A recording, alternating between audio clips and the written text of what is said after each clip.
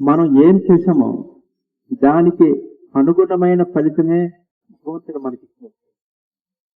నేను చేసిన 1,00,000 పూజలు కానీ, భజనలు కానీ, యోగ సాధనలు కానీ ఎన్ని చేసినప్పటికీ నాకు ₹1,00,000 నష్టం వచ్చిందే అనుకోండి. దీన్ని మనం ఎలా రిసీవ్ చేసుకోవాలి అంటే, నేను చేసిన పుణ్యకర్మంతా పోను, ఇది బ్యాలెన్స్, ఇది భగవంతుడిచ్చిన ప్రసాదం, నేను దీన్ని స్వీకరిస్తా అనే మెంటాలిటీతో మనం స్వీకరించగలిగితే భగవంతుడు వెంటనే ₹1,00,000 నష్టాన్ని చెరిపేసి ఇదిగో 2,00,000 పట్టుకో అంటాడు. కావలసిందల్లా మనకి టెక్నిక్ తెలియటం, మనస్సుని తర్ఫీదు ఇవ్వటం.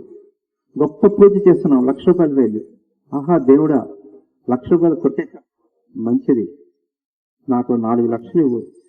పోయిన 1,00,000 గురించి బెంబేలు పడద్దు, నాకు 10,00,000 ఇవ్వు అంటే అతను ఇస్తాడు.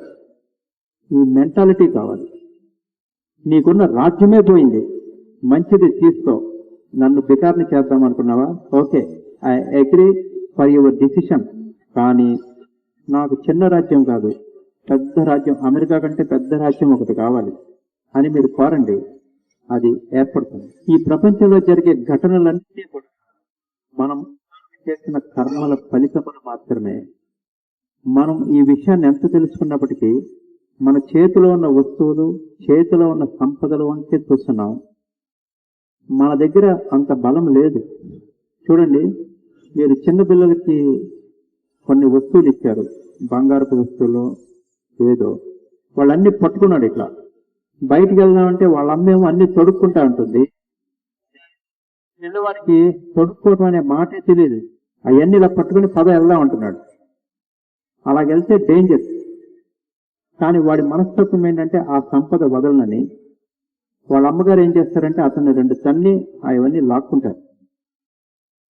మన పరిస్థితి కూడా, మనకి భగవంతుడు మన దగ్గర ఈ నష్టం కలిగించాలి అని కోరుకున్నప్పుడు మనకున్న ఏ శక్తి కూడా దాన్ని ఎదుర్కోవటానికి సరిపోదు. సైకిల్ కొత్తగా నేర్చుకుంటున్న వాళ్ళు, మోటార్ సైకిల్ నేర్చుకుంటున్న వాళ్ళు, అది బ్యాలెన్స్ తప్పంగానే అది ఇంకా పడిపోతే అని తెలిసినప్పుడు సేఫ్గా పడిపోవటం ట్రై చేస్తేనే మంచిది. అది పడిపోతున్నప్పుడు కూడా నేను దాన్ని మెయింటైన్ చేస్తానంటే పెద్ద దెబ్బలు తగులుతాయి. అలాగే భగవంతుడు మన దగ్గర నుంచి ఒక సంపదని లాగేసేటప్పుడు మన బలం సరిపోదు, మన పుణ్యం సరిపోదు. మరి ఏం చేయాలి? లాక్కునేటప్పుడు నేను ఇవ్వను అని ఏడ్చే కంటే ఇదిగా అంటే వాల్యూ పెరిగిపోద్ది మనకి. మీ పసిపిల్లడి చేతిలో ₹2,000 నోటు ఉందనుకోండి, మీరు లాక్కుంటున్నప్పుడు వాడు ఏడిస్తే రెండో తప్ప వాడికి ఇవ్వటానికి ఆలోచిస్తారు. అలా కాకుండా మీరు లాక్కోగానే వాడు ఇచ్చేస్తే మీరు ఎన్నిసార్లైనా వాడికి ₹1,000 ఇస్తుంటారు. భగవంతుడి దగ్గర కూడా ఇదే టెక్నిక్. అతను మనకి చాలా దుఃఖాలు కలిగించవచ్చు, వాటన్నిటి వెనక కారణం ఉంటుందండి.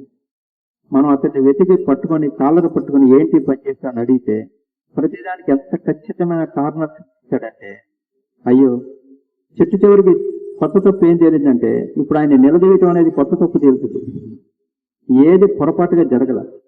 మరైతే ఇదే భగవంతుడి పూజ అంటే కాదు. మీరు ఆ దైవాన్ని సరిగ్గా అర్థం చేసుకోండి. నీకు ఏ దుఃఖం కలిగించాడో ఎదుర్కోవటానికి ప్రయత్నించాడంటే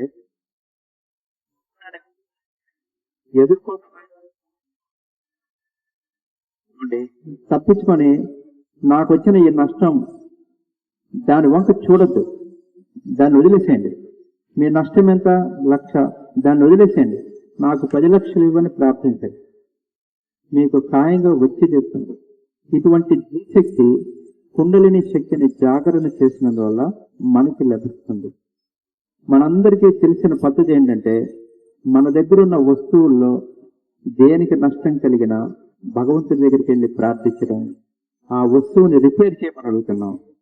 రిపేర్ చేయడానికి ఇష్టపడండి. ఇప్పుడు కొత్తగా వచ్చిన మోటార్ సైకిల్స్, కార్లు కంపెనీలకి మీరు ఏదైనా పార్ట్ చెడిపోయిందని వెళ్తే వాళ్ళు దాన్ని రిపేర్ చేయరు, దాన్ని తీసేసి కొత్తది వేసేస్తారు. ఈ పద్ధతి టెక్నాలజీ బాగా అడ్వాన్స్మెంట్ అయినాక ఇప్పుడు వచ్చింది. భగవంతుడు సృష్టి ఆది నుంచే పెట్టాడు.